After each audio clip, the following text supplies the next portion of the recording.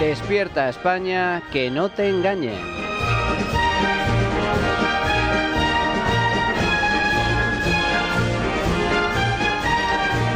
Victorias pírricas. Sí, el PP ganó, y ganó con contundencia las elecciones europeas del pasado 9 de junio. Tal fue la derrota del Partido Socialista que Pedro Sánchez, que incluso se trasladó hasta Ferraz a última hora de la tarde del domingo para celebrar el resultado, finalmente no se dignó a salir para dar la cara tras los malos datos obtenidos. Los socialistas aspiraban al empate técnico con el PP y si bien es cierto que las encuestas reflejaban una significativa remontada en los últimos días de campaña, acortando así su distancia con los populares, el veredicto de las urnas fue contundente y no dejó lugar a dudas. El PP ganó, el PSOE perdió. Feijóo volvió a quedar por delante de Sánchez. Así es, los resultados son los que son, diga lo que diga Ferraz y digan lo que digan sus serviles altavoces. El PP sacó 22 eurodiputados frente a los 20 del PSOE. El PP ganó 9 escaños respecto a las europeas del 2019, mientras el PSOE perdió 1. El PP ganó con el 34,2% de los votos frente al 30,2% del PSOE. El PP obtuvo más de 5,9 millones de votos, unos 700.000 más que el PSOE y hasta 1,4 millones más que las anteriores europeas. Los socialistas, por su parte, perdieron más de 2 millones de votos. El PP ganó además en todas las comunidades autónomas, salvo Cataluña, Navarra y País Vasco. La distancia entre PSOE y PP se agranda. Si en las pasadas generales de julio la ventaja de los populares era de 1,4 puntos en porcentaje de voto, ahora es de 4. El apoyo electoral del gobierno de coalición entre PSOE y Sumar se ha hundido casi 10 puntos, desde el 44% obtenido en las generales al 35% de las europeas. Esto significa que, de repetirse las elecciones, los escaños de PSOE y Sumar bajarían de 152 a tan solo 135, muy lejos de los 175 de la mayoría absoluta. PP y Vox, por el contrario, ya estarían en disposición de gobernar con algún apoyo puntual, dado que obtendrían un amplio respaldo en las urnas. Todo esto es cierto, es así. Lo que es, y no puede ser de otra forma. Los datos son los que son. Feijóo gana, Sánchez pierde. José Luis Martínez Almeida, alcalde del PP. A Óscar Puente, cuando dijo lo de Sánchez es un puto amo, yo puto amo no comparto que sea, pero parafraseándole es un puto perdedor en esos términos. Digo por qué. Porque Pedro Sánchez se ha presentado a 5 elecciones generales, ha perdido 3 de las 5, solo ha ganado 2, con el peor resultado que ha tenido un candidato del Partido Socialista en las elecciones generales en España. Pues ha perdido 3 y ha ganado 2 con el peor resultado. Y además de las últimas elecciones generales, perdió las municipales a nivel nacional, perdió las autonómicas, perdió las generales y ha perdido las europeas. Oiga, este señor es un perdedor. Así es. España le ha dado un derechazo en toda regla al PSOE. El país, una vez más, se ha teñido de azul. Los socialistas han sacado su segundo peor resultado en unas europeas desde 1987. En cualquier democracia europea, en cualquier país serio, un batacazo de este calibre se cobraría a la cabeza del presidente del gobierno y líder del partido. Así, por ejemplo, ha sucedido en Bélgica, cuyo primer ministro ha dimitido tras la amplia victoria de la derecha en las europeas. Y así, en parte, también ha sucedido en Francia, donde su presidente, Emmanuel Macron, ha convocado elecciones legislativas tras su derrota en las urnas. Pero el PSOE es diferente. España es diferente. Ya no jugamos en el mismo campo ni con las mismas reglas que el resto de democracias europeas. En 2014, tras una derrota similar, el entonces secretario general de los socialistas, Alfredo Pérez Rubalcaba, asumía su responsabilidad política y se echaba a un lado. Ahora hemos tenido, como les decía al principio, un mal resultado electoral, sin paliativos, he dicho, Y es evidente que ese mal resultado electoral tiene un responsable o unos responsables. Y la responsabilidad de ese mal resultado electoral es de la dirección del partido y singularmente del secretario general del Partido Socialista. Y es por esto por lo que creemos que debe ser una nueva dirección la que continúe estos trabajos a los que me refería, que afectan a la política, a los proyectos y, por supuesto, a la forma de hacer política y a las primarias abiertas. Esta es la razón por la que la Ejecutiva ha decidido convocar un congreso extraordinario que se celebrará el 19 y 20 de julio. En las próximas semanas, por tanto, repito, para elegir una nueva dirección que sea la que siga este camino que iniciamos en Sevilla y que culminará con unas primarias abiertas para elegir a nuestro candidato a la presidencia del Gobierno. Aquí hay un problema de responsabilidad política. Se trata de asumir la responsabilidad política de un resultado electoral malo sin paliativos. Responsabilidad política, decía Rubalcaba. Pues bien, esta fue la reacción de la cúpula socialista tras la histórica derrota obtenida el pasado domingo.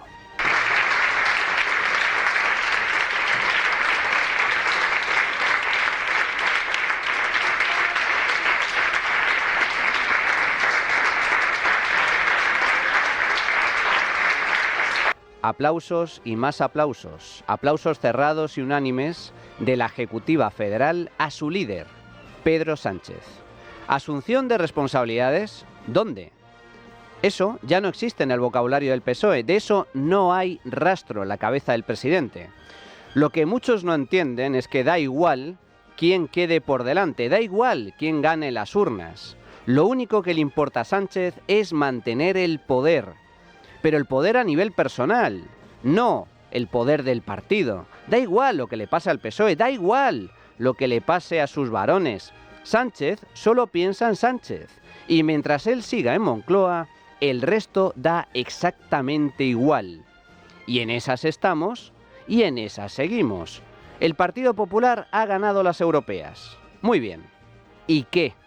También ganó las generales de julio y el que está en el gobierno es Sánchez tras pactar con una amalgama de partidos separatistas y comunistoides. La derecha ha ganado las europeas, sí, como también ganó las generales, pero sigue siendo una victoria pírrica. Y eso es muy preocupante. Veamos.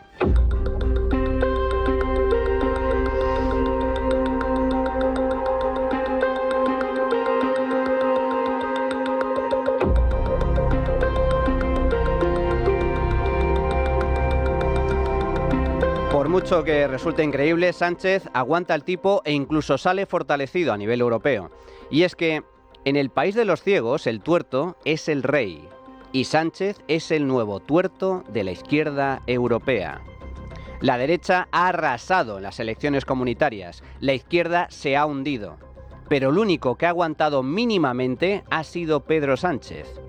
Y dado que los populares europeos, en su habitual ceguera política, prefieren pactar con los socialistas en lugar de aliarse con las fuerzas conservadoras, es muy posible que el PSOE, con Sánchez a la cabeza, se convierta en el negociador clave para determinar la composición de la nueva Comisión Europea.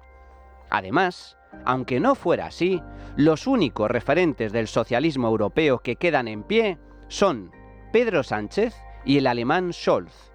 Asimismo, a nivel nacional, pese a la derrota, Sánchez ha salvado los muebles.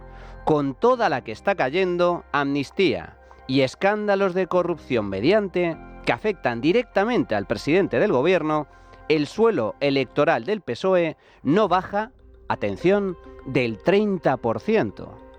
Y eso es lo trágico.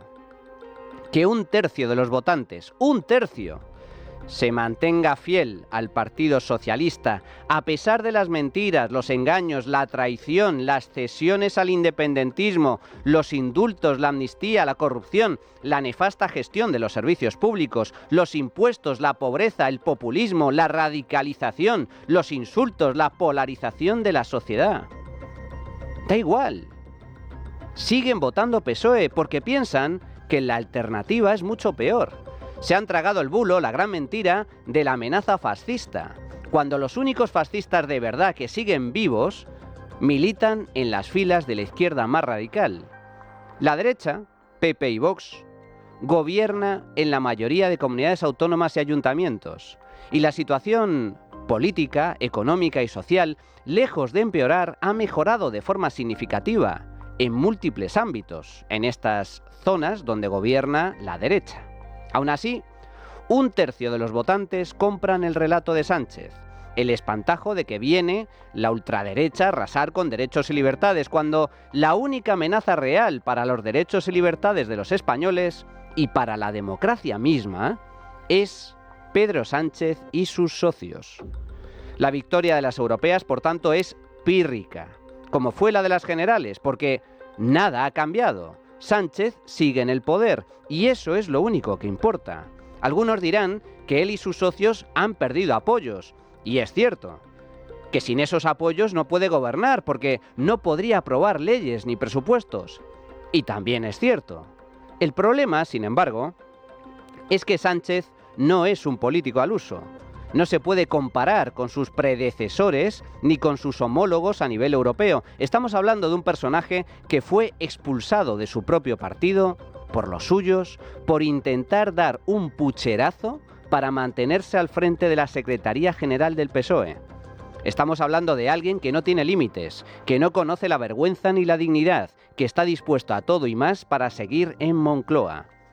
Solo hay dos formas de echar a Sánchez del poder. 1. Mediante una moción de censura, una moción que tendría que contar con el visto bueno de Junts y el PNV para que saliera adelante. Y eso, por mucho que nos empeñemos, no va a pasar. Los nacionalistas jamás votarán con Vox, pase lo que pase, jamás. 2. El adelanto electoral.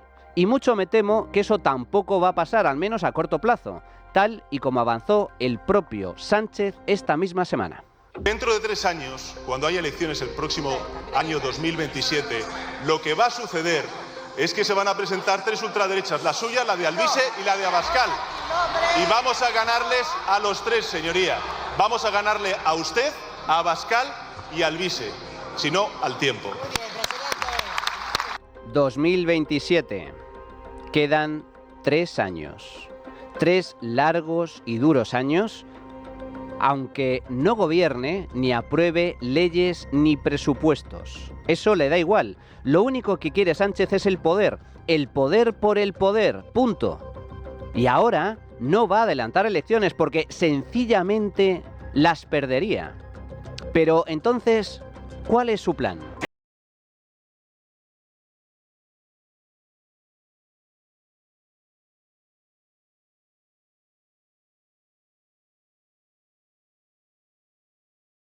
La democracia, es decir, controlar las instituciones que todavía escapan a su control para, desde ahí, imponer su relato de miedo a la ultraderecha a fin de mantener movilizados a los suyos mientras se come a la extrema izquierda. Basta ver cuál ha sido su reacción tras la derrota en las europeas. Una auténtica huida hacia adelante. Sánchez reabrirá con más fuerza si cabe las amargas heridas de la guerra civil. Ángel Víctor Torres, ministro de Política Territorial y Memoria Democrática. El Consejo de Ministros ha aprobado la creación de la Comisión Interministerial para la Resignificación del Valle de Cuelgamuro. Acorde a la Ley de Memoria Histórica del año 2007 y Memoria Democrática del año 2022, creamos esta comisión en la que van a participar distintos ministerios, que recibo la encomienda del presidente del Gobierno de España de coordinarla y presidirla, que se va a constituir en un mes como máximo y que tendrá reuniones periódicas cada mes, con el objeto de que el Valle de Cuelgamuro, ante Valle de los Caídos, se convierta en un símbolo de memoria democrática, también de democracia, de libertad, y es aquello de lo que nos podamos sentir orgullosos y orgullosas todos los españoles y españolas. Isabel Díaz Ayuso, presidenta de la Comunidad de Madrid. Frente a los que solo están, como hemos visto hoy, desde el Consejo de Ministros, sacando el francomodín cuando las cosas van mal, y es algo que solo aspira a alimentar heridas que ni siquiera conocíamos los que hemos nacido en democracia, que siempre aspiramos a un país unido, de ciudadanos libres e iguales ante la ley y las oportunidades, y no a reescribir el pasado, que no nos lleva a ningún lado, puesto que no se puede gobernar unos ciudadanos contra los otros. Los gobiernos tenemos que tener un proyecto claro, una política predecible en base a unos programas electorales, es decir, se gobierna bajo un criterio claro, pero pensando en todo el mundo. Es insensato alimentar un retroceso y una herida, insisto, que no representan la inmensa mayoría de los españoles. Sánchez también asaltará el Poder Judicial. Yo le digo, el día de la marmota acabó, ha durado demasiado tiempo, 2000 días. Nosotros nos damos como gobierno hasta final de este mes, hasta el mes de junio, y si en el mes de junio el Partido Popular no desbloquea esta situación, el Gobierno de España, junto con el Congreso de los Diputados, dará una respuesta a lo que es un auténtico atropello constitucional. ¿Qué respuesta tiene? Que es el secuestro que está perpetrando el Partido Popular a un órgano importante que es el Gobierno de los jueces. El Gobierno quiere quitarle al Consejo General del Poder Judicial su capacidad para hacer nombramientos en posiciones claves de la Judicatura. Y eso, entre otras cosas, es el fin de la separación de poderes tal y como la conocemos, además de un atropello intolerable, uno más, a la Constitución. Por cierto, esto es lo que decía Sánchez sobre el Poder Judicial antes de llegar a Moncloa.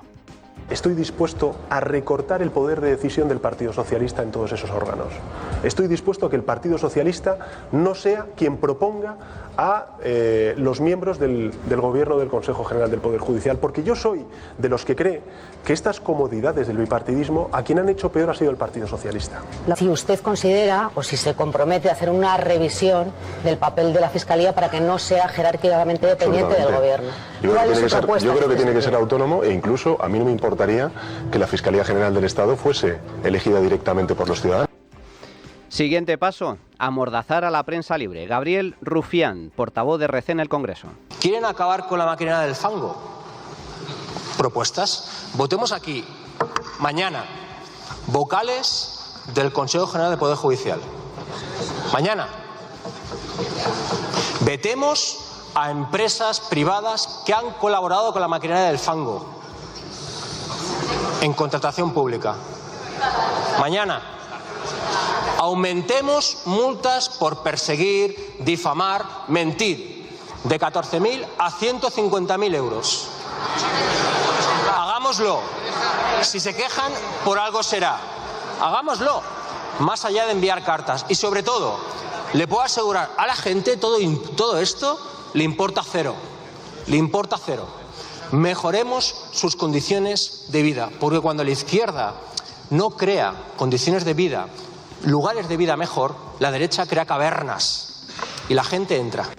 Este es su plan, acabar con la justicia y la prensa. Y ojo, porque esto es solo el principio.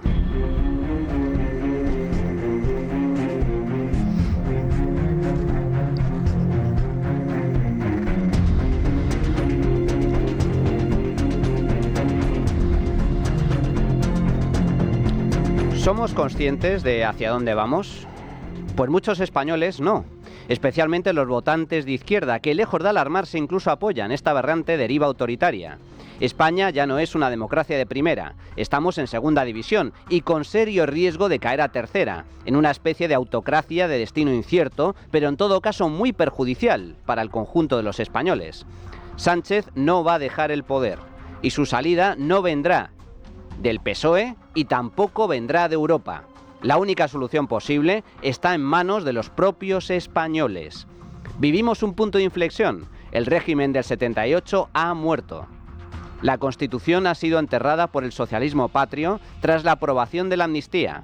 Ya no hay límites, ya no hay líneas rojas. Sánchez ha cruzado el Rubicón y ya no hay marcha atrás. Estamos ante un autogolpe de Estado. Avanzamos de cabeza hacia un nuevo régimen. Y esto ya no va de ganar elecciones por la mínima, sino de volver a conquistar el poder para tratar de restaurar el orden constitucional y garantizar los derechos y libertades básicos de la población. Sánchez cuenta con tener 3 años por delante para mantener el apoyo electoral que necesita para seguir en Moncloa. Y 3 años, en la actual situación, son muchos años. Mientras no haya una gran crisis económica que lo castigue electoralmente, tal y como le pasó a Zapatero, Sánchez tirará de chequera para comprar votos y medios, mientras asalta la justicia y amenaza a la prensa, demoliendo paso a paso el orden constitucional. Y lo triste es que la jugada le puede salir bien, porque la corrupción, por desgracia, no es un factor determinante a la hora de decidir el voto. Así pues, no basta con esperar a que Sánchez caiga, no basta con confiar en que el electorado socialista le castigue. Esa es una estrategia perdedora. Hay que ir a ganar, Hay que dar la batalla de las ideas en todos los frentes, hay que ilusionar al votante, hay que conquistar nuevos caladeros de voto y llegar a acuerdos con los posibles socios. La derecha tiene que unirse y plantar batalla. Queda una larga y agónica travesía por delante hasta las próximas elecciones generales y solo queda una bala, una última oportunidad. España ya no se puede permitir una nueva victoria pírrica frente a Pedro Sánchez. O gobierno o derrota. Esta vez nos jugamos todo.